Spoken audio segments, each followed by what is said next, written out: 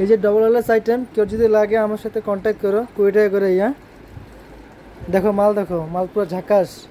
A1 quality. মাল তো quality heavy ভালো আছে। এদিকে দেখো, এই যে এসপি জুমকি কোয়ালিটি দেখো, একবার নাম্বার 1 কোয়ালিটি, 50 টাকা করে কোয়ালিটি। দেখছো তো? কেউ লাগলে আমার সাথে কন্ট্যাক্ট করো। দেখো মাল পুরো ঝাকাস আছে।